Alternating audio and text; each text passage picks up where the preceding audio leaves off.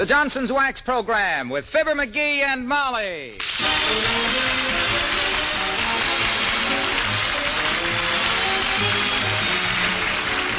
The makers of Johnson's Wax products for home and industry present Fibber McGee and Molly with Bill Thompson, Gail Gordon, Arthur Q. Bryan, and me, Harlow Wilcox. The script is by Don Quinn and Phil Leslie. Music by the King's Men and Billy Mills Orchestra.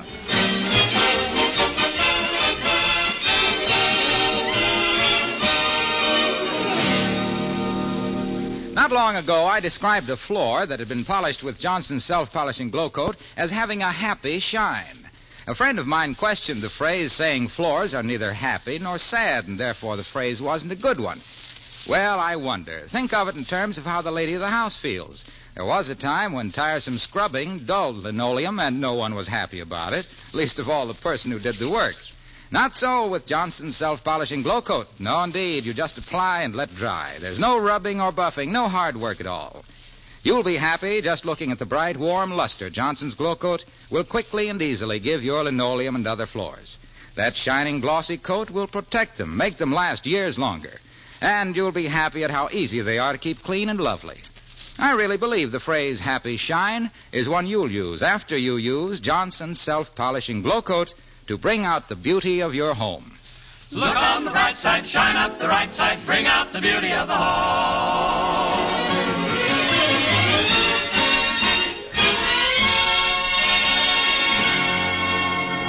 Mrs. Molly McGee of 79 Wistful Vista has an aunt who is richer than a double chocolate malted, but about as open-handed as if she were carrying a pint of loose diamonds.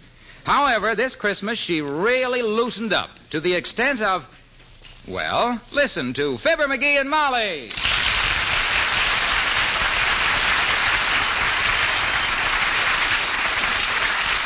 Ah, good old Aunt Sarah. Bless her steel-plated old heart. Imagine her doing a thing like this for us. Well, I always told you Aunt Sarah's heart was in the right place, McGee. A thing being in the right place ain't necessarily sometimes always too good, Tootsie. I walked into a bear trap once that was in exactly the right place to catch a bear. But as I often say, life is like a jar of peanut butter. Why? I don't know. I'm no philosopher. Well, anyway, I think it was pretty sweet of Aunt Sarah to send us each a $10 gift certificate on the Bonton department store. Pretty thoughtful. Yeah, I put more thought than that into scratching my elbow. However, I'll admit old Sarah Driscoll has softened up a little. She thinks more of a buck than a game warden in April. Hey, what you going to do with yours? I'm going to save it till I really want something. How about you? I'm going to go down to the Bonton and blow my $10 on the silliest, foolishest, uselessest gimmick I can find in the joint. I see. When does this shopping expedition get underway? Right now. I had to go out anyway. Might as well drop in on the Bonton at the same time. I know. You forgot to mail the last of our Christmas cards. No, those are all took care of. I mailed the last of the cards to the people we forgot that thought of us at the last minute and sent us cards too late for us to send them Christmas cards. For Christmas, yesterday. Would you mind running over that again with a little more punctuation? I mailed the last of the cards. Tell me later. No, forget the whole thing. Come in. Well, my gosh, if it ain't the weather, man. Hi, Foggy. Hello, Mr. Williams. Do come in. Thank you, Mrs. McGee. Hello, McGee. Did I, by any chance, leave my overshoes here yesterday? No, you didn't, Foggy. I had to go over on your back porch and get them. Here they are. Oh, thank you. Our forecasts indicate bad weather coming. Oh, by the way, Mr. Williams, did your office send up those weather balloons with all the instruments strapped onto them? Oh, yes. Yes, every morning. As a matter of fact, I was a pioneer in weather ballooning. I sent up the first balloon equipped with weather instruments and shortwave radio. Yeah? I stood on the ground and listened to the results with headphones. It was amazing. My gosh, I'll bet it was, Foggy. What'd you hear? 13 minutes of Ma Perkins and a few bars of Carmen Lombardo. Well, I don't want to ask a government official to betray any information, Mr. Williams, but do you think we'll have an early spring? No, Mrs. McGee. I think this will be a long, hard winter. Is that from instruments?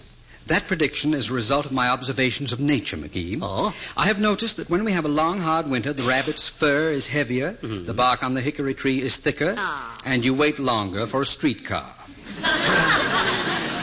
But why do you think this will be a long, hard winter? My wife's brother. Every fall until now, he's come to visit us with 2 extra shirts and a pocket comb. This time he brought a trunk, a portable phonograph, and the first lesson of a correspondence course. Yes, it looks like a long, hard winter. Well, good day. Probably. So long.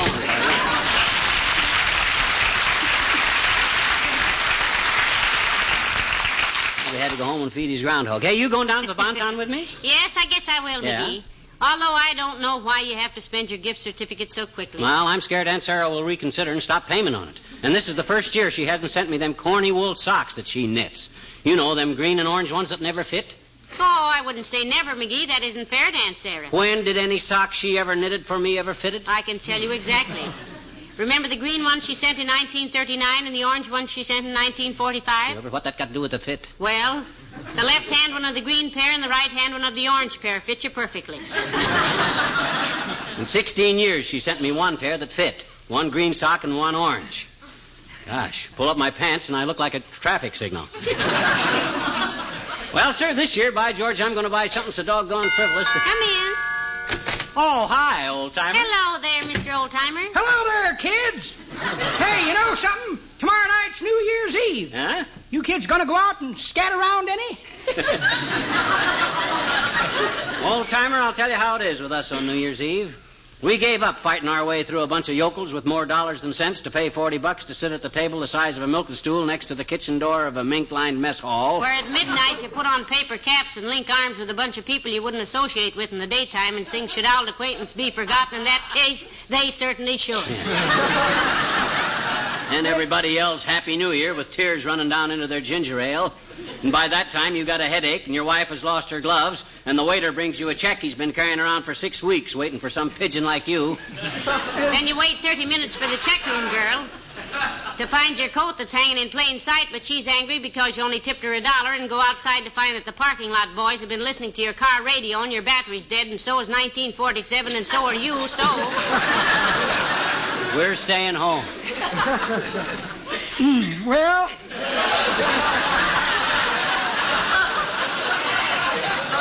Everybody to his own taste, Johnny. I'm going to have my fun while I'm still too old to have any regrets. I like the excitement of New Year's Eve. Crowds yelling, women crying, fenders crunching, and the happy cries of the pickpockets. Yes, sir, I'm going to swing it this year. Good for you. Oh, by the way, Johnny, can I borrow the loan of your watch? It's for a party, New Year's Eve. His watch. Yes, it's a watch party. We're going to watch the old year sneak out like it was ashamed of itself, like it ought to be, and the new year creep in like it was scared to death, and you can't blame it. Ah, good old 1947, the year of the 3 trains. What 3 trains? The Freedom Train, the Friendship Train, and 6 inches more in the gal skirts, and they'd have had 'em.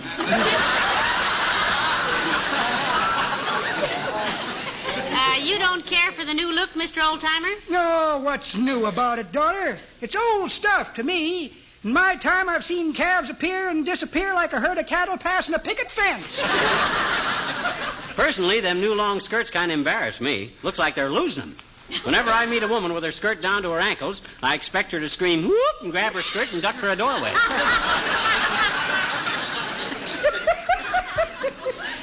That is pretty good, Johnny, but that ain't the way I heard it. The way I heard it, one feller says to t'other feller, say, he says.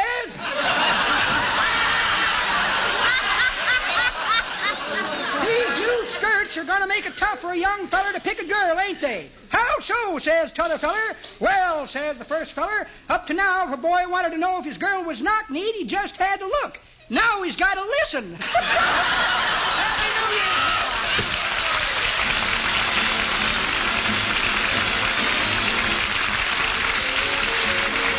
Billy Mills and the orchestra, and there'll be some changes made.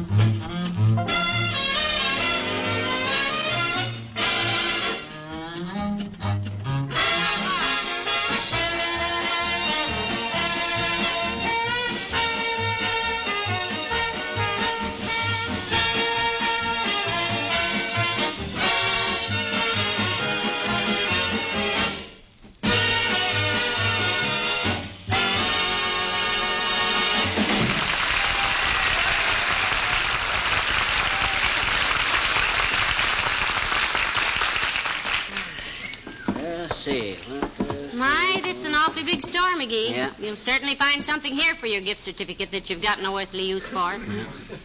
I'm sure you don't want to spend it wisely. No, I'm going to get something foolish and extravagant if it takes me all day. I'm going to go through this store like a snapshot of Gregory Peck through a girl's dormitory.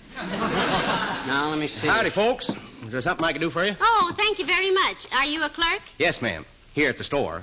At home, I'm a floor walker. Wife's got a new baby. Well, here's our problem, Dad. You see, I got a gift certificate for Hey, ain't you the guy that used to deliver our groceries? Yes, sir. I quit the grocery business last week. Why, if it's any of our business, which it isn't, so don't tell us if you want to be rude.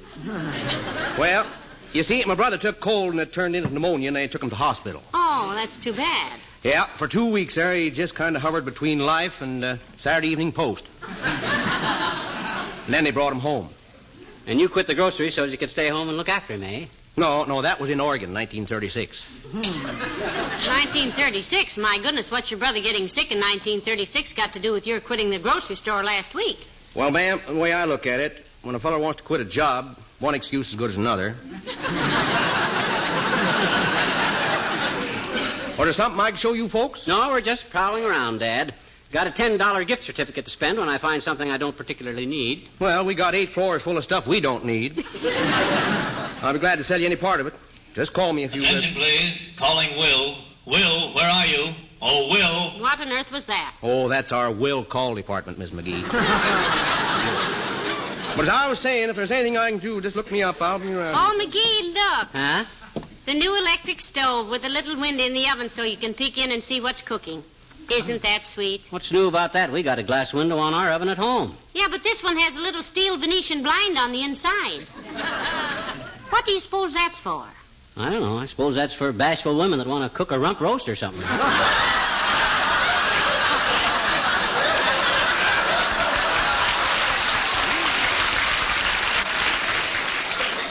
Hey, let's go over here in the sporting goods section. I might go for a new fly rod, you know what? A new fly rod? Yep. I don't know why you should want a fly rod. You can't even hit him with a folded newspaper.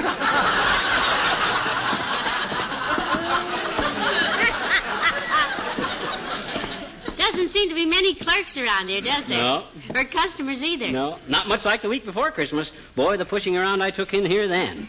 If I could have inhaled through my feet, I could have vacuumed the whole store. You see anything in here for $10? No, I don't. Oh, yes, there's an archery set. Exactly $10. No archery for me, kiddo. I've been scared of bows and arrows since I was 13 years old. Why? Us kids were playing William Tell, and I put an apple on another kid's head. You remember a tow-headed kid in Peoria named Hardy?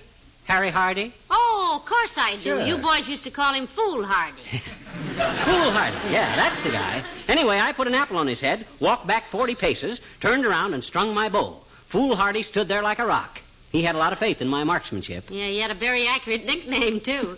So what happened? I wet my finger and held it up to test the wind. Then I notches an arrow, draws it back to the hilt, and whang! Can't believe it. Then what did you do? Well, hello there, folks. Hello, Molly. Hi, pal. Hey, where'd you pop up from, Omaha? Yes, we didn't see you around here a minute ago, Mr. Wilcox. No, I was behind the counter, down on the floor on my hands and knees. Hey, have you noticed the linoleum floor in here? Well, not particularly, Mr. Wilcox, but it's very handsome now that you mention it. New, is it? New. This linoleum is 6 years old. 6 years? Imagine it looking as good as this after being tramped on by all those Christmas shoppers this year and other years, tracking in dust and slush and rain and dirt. I wonder how they keep it looking so bright and gleaming. 6 said little Fibber, the fun-loving McGee, his bright blue eyes twinkling with mischief as he sneaked a sly look at his contract.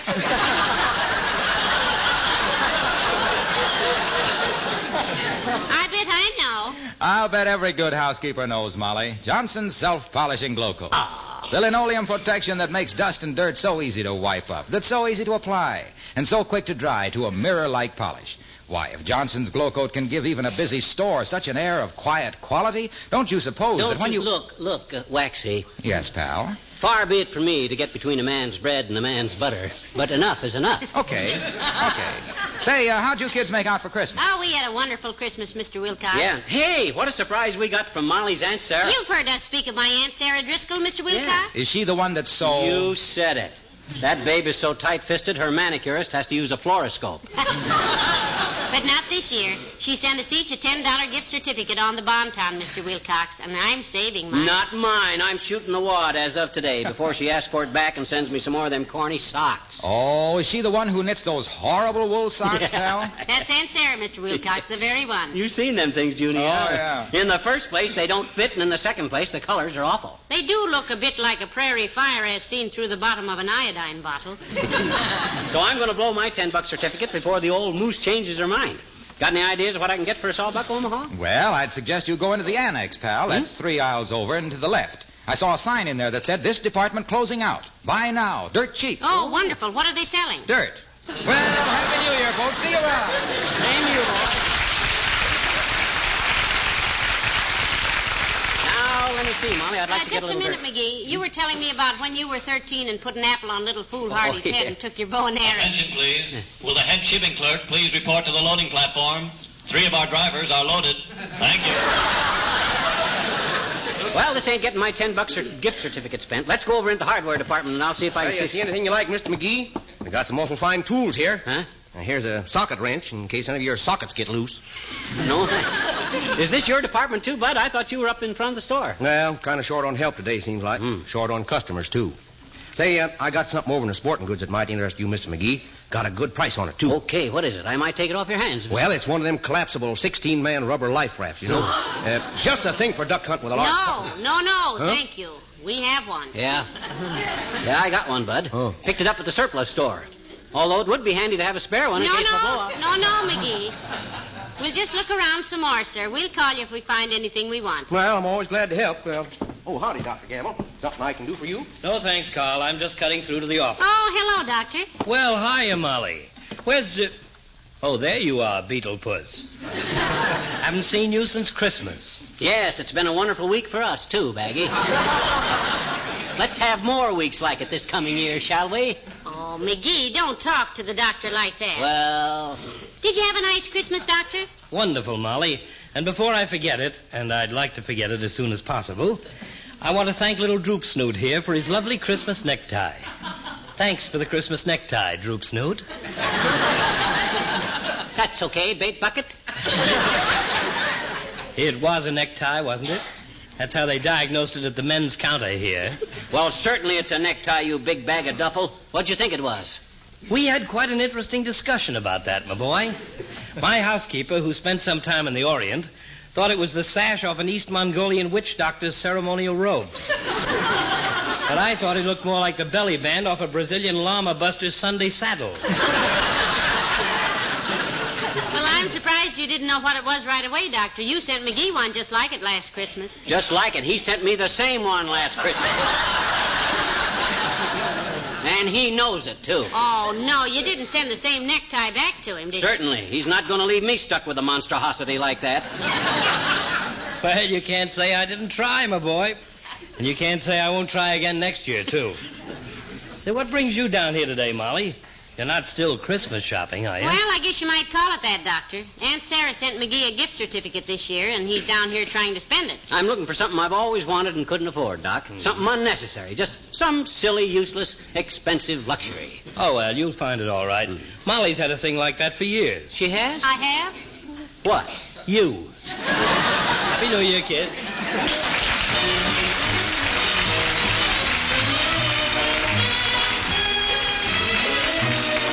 The King's Men, and what are you doing New Year's Eve? When the bells ring out and the horns all blow, and the couples we know are fondly kissing. Will I be with you? Will you be with me? Or will I be among the missing? Maybe it's much too late for me to say, but I thought I'd ask you anyway. What are you doing New Year's Eve? Wonder whose arms will hold you good and tight when it's 12 o'clock tomorrow night, welcoming in the New Year, New Year's Eve. Maybe I'm crazy to suppose I'd ever be the one you chose out of the 1,000 invitations you received. Just in case I stand a little chance, here comes a question slightly in advance. What are you doing New Year's? What are you doing New Year's Eve? Maybe I'm crazy to suppose I'd ever be the one you chose out of the 1,000 invitations you received. But I want to be there with you to ring out the old and ring in the new, the happiest New Year I could ever believe. To be with you New Year's Eve.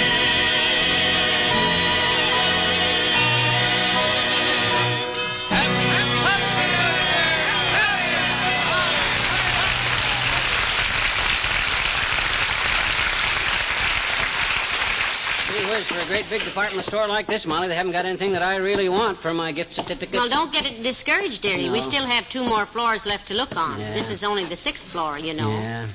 Doggone it, that plastic riveter's helmet with the extra sections that bolt on to cover knots on your head would have been swell if it had just been my Oh, size. McGee, look who's here. Mr. Wimple. Oh, hi, Wimp.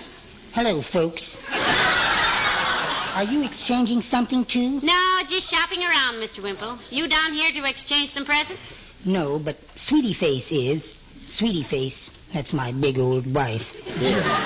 She came down to exchange a whole lot of little bitty gifts that she can't use for one big gift that she can use. That's a woman for you. Exchanging all her presents, is she? No, she's exchanging all my presents, Mr. McGee. Oh. She told me to wait here and not dare leave till she got back, and then she went upstairs to the exchange desk. Waiting for people gets awfully tiresome, doesn't it? Oh, it certainly does. And I'm getting pretty annoyed with her, too, believe me. If she doesn't show up in exactly 5 minutes, I'm going home without her. I'll show her. That's the stuff, Wimp. Good for you. How long you been waiting? Since Friday morning. Well, then I think giving her another 5 minutes is completely fair, Mr. Wimple. Yeah, you can afford to be generous, Wimp. Remember, women are the weaker sex. How was that again, Mr. McGee? He just said that women are the weaker sex, Mr. Wimple. Oh, yes.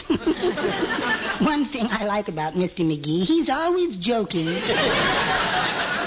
Taking your Christmas tree down yet, Wimp? No, we always burn ours in the fireplace on New Year's Eve, Mr. McGee. Oh. I cut the tree up into short pieces and build a fire, and at 12 o'clock they light it, and all of Sweetie Face's relatives sit around the fire and drink a toast to the new year and have a gay time. Her relatives do. Where are you all this time, Wimp? Oh, I peek down at them through the banisters in my Dr. Denton pajamas. You mean they don't even let you join in the festivities? No. By George, that's an outrage. Oh, no, it isn't, Mr. McGee. I have more fun than any of them. In 9 years, they've never discovered who loosens the corks in the champagne 2 days before, and who clogs up the chimney so everybody gets to coughing, and who puts all the .45 caliber cartridges into the fireplace under the logs. My gosh, Wimp, you're liable to knock off the whole mob some night. Yes. What a happy new year that will be. Well, goodbye, folks. So Goodbye, long, Happy New Year.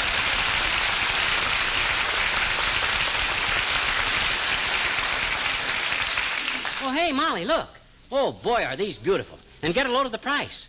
5 pairs for $10. But, sweetheart, those are wool socks. I thought you were tired I of haven't wool got any socks like these, baby. Look at those plaids. Look at that weave. You found something you like, Mr. McGee? Finally? Well, he seems to like these socks, although just why... Yeah, give me 5 pair of these, Dad, and here's my gift certificate. Well, I must say you made a wise purchase, Mr. McGee. Ordinarily, we sell them socks at $4 a pair. Yeah, what'd I tell you, Molly? Do I know a bargain, or am I a chump? Yes. You know, these aren't regular machine knit socks, Mr. McGee. These are special knit by hand, exclusive for the Bon Ton. Somebody in Scotland, I suppose. No, it's an old lady in Peoria. Driscoll, her name is. Sarah Driscoll. Oh. Yep, they say she don't have to do it for a living either. Oh. Say she's rolled in money. Why, you know, one of our salesmen... Well, imagine that. They walked right off without even taking her sales slip. A year and a day from now, we'll be greeting another new year. On that day, your home can be more beautiful than it is tonight if during the year you have polished your floors, furniture, and woodwork with genuine Johnson's wax. Regular use of Johnson's wax brings out the beauty of your home. It's true that Johnson's wax adds richness and warmth as well as gloss to fine things. The next 367 days will work less hardship on your floors and furniture because if they're waxed, they're protected. Then, too, housework is easier because dust and dirt vanish from waxed surfaces with a quick wipe or a light dusting. And, speaking of making things easier, attention all snow shovelers. Snow and slush won't stick to your shovel blade if it's waxed with Johnson's wax. Your shovel will stay light and clean without pounding or scraping. Yes, you can even make snow shoveling easier with genuine Johnson's wax. Molly, you didn't say a word all the way home. You tired? No. Feel ill? No. I feel fine. You ain't mad because I bought them socks? No. Oh, my gosh, what is the matter? Well, something bothers me. Huh? Whatever happened to little foolhardy back there in Peoria with the apple on his head? When you drew back the bowstring and boing! The string busted, then the bell rang, and recess was over. Oh. Is that all? Yes. Okay. Good night. Happy New Year to all of you from everybody in Racine and Wistful Vista. Good night, all. Molly.